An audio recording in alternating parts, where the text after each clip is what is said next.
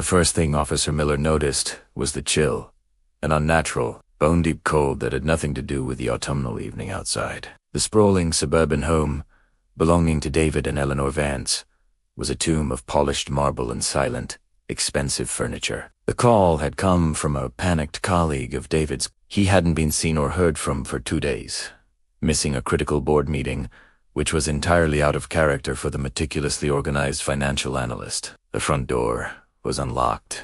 Inside, the air was still. The only sound, the hum of the refrigerator, and the frantic, muffled scratching of a small dog from behind a closed bedroom door.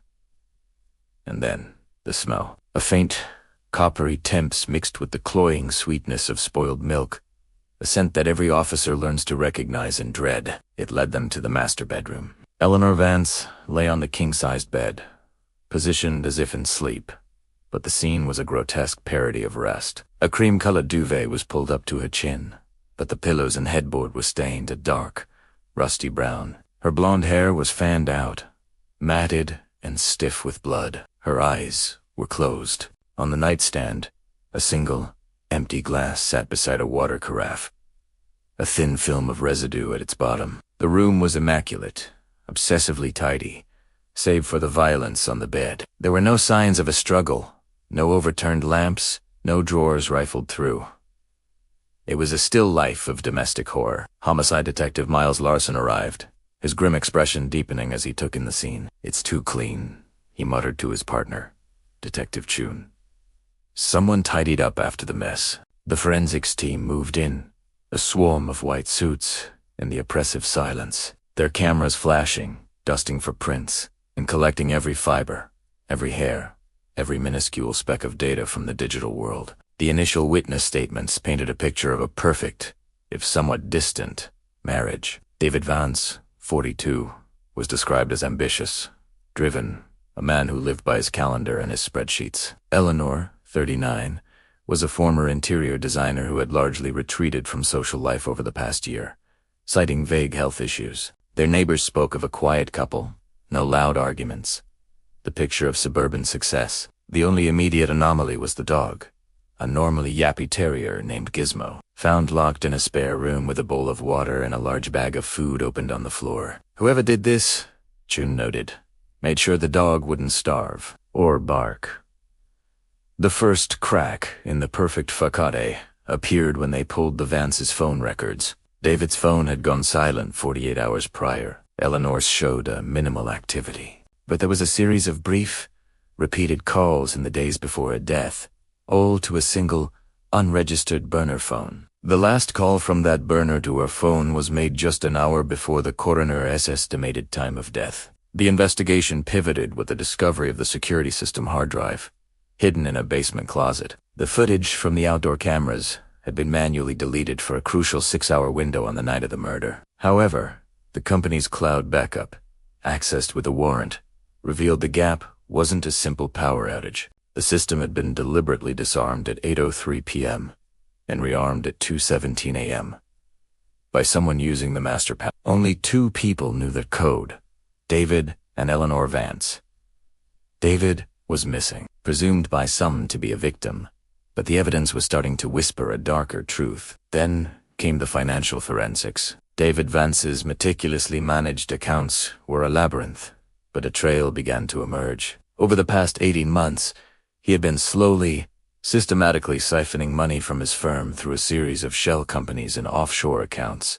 He was under investigation by the SEC, a fact he had hidden from everyone, including his wife. The motive was taking shape, a failing financial scheme, a life of luxury on the brink of collapse. The break came from an unexpected source: traffic cameras. A vehicle registered to a long-term rental agency, paid for with an untraceable prepaid credit card, was spotted on a toll road heading south from the city on the night of the murder. The driver, captured in grainy footage, wore a baseball cap and sunglasses despite the late hour. But his profile, the set of his shoulders, was a match for David Vance.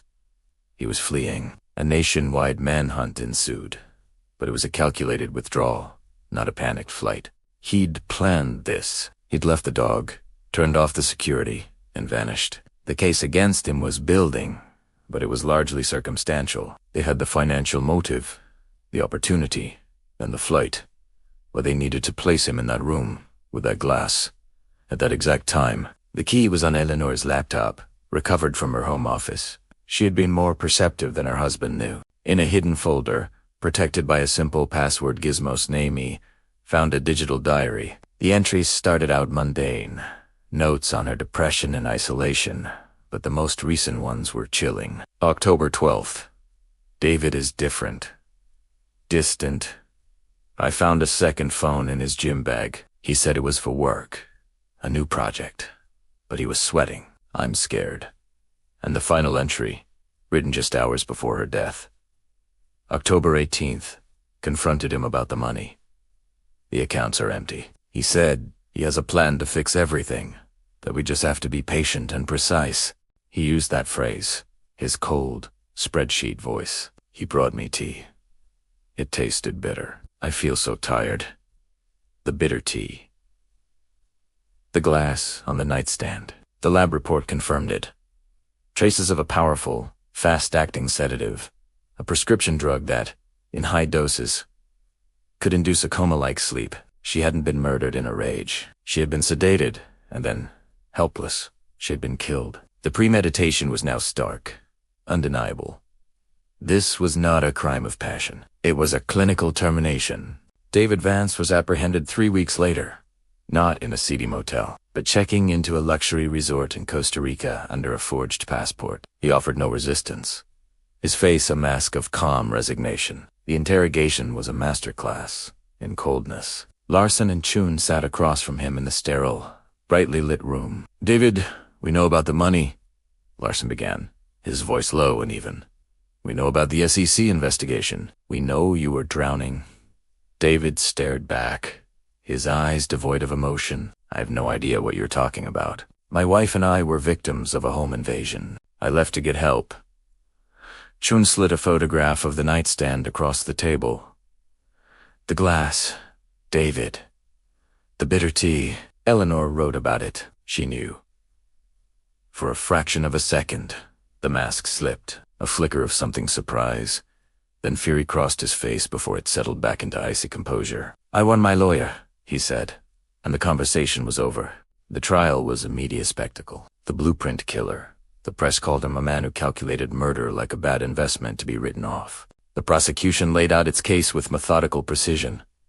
The financial ruin, the sedative in the glass, matching the prescription he had filled under a false name, the deleted security footage, the damning diary entries, the rental car, the flight. The defense argued that Eleanor Vance was deeply depressed and had taken her own life, and that David, in a state of shock and fear, had made a series of catastrophic decisions, including fleeing. But the narrative of suicide crumbled under the weight of the evidence. The coroner was unequivocal. The head wound was not self-inflicted. The angle and force were all wrong. The act of pulling the covers up to her chin after the fact was presented as the ultimate act of a cold, controlling personality, a final, grotesque attempt to stage a scene. The most powerful moment came when the prosecution played the traffic camera footage of him driving away, and then, immediately after, displayed a still image of Eleanor's body on the bed. The contrast was devastating. His calm, planned escape. Her brutal, silent end. In his closing argument, the prosecutor didn't shout. He spoke with a quiet, seething intensity. David Vance didn't just kill his wife, he said, walking slowly toward the jury. He executed a business plan. Eleanor was a liability on his balance sheet, an obstacle to his freedom and his stolen money. He assessed the risk, calculated the cost, and proceeded with a cold, dispassionate efficiency that is truly terrifying. He didn't just take a life, he devalued it. The jury was out for less than 6 hours. The verdict: guilty of murder in the first degree with special circumstances, for financial gain and lying in wait. As the judge read the words, David Vance showed no emotion, simply nodding slightly as if a minor business deal had been concluded unfavorably. He was sentenced to life in prison without the possibility of parole. There was no outburst from him, no apology to Eleanor's grieving family, who wept quietly in the front row. He was led away, his back straight, a man who had planned for every contingency except getting caught. Outside the courtroom, Eleanor's mother, her voice trembling with a grief that would never fully subside, told the reporters, "He didn't just murder my daughter, Eris. He thought she was a problem to be solved. I hope his calculations now include the endless, empty years ahead of him." The house on the quiet suburban street stands empty now, a cold monument to a love that was never real, and a crime built not on heat, but on a cold, calculated blueprint.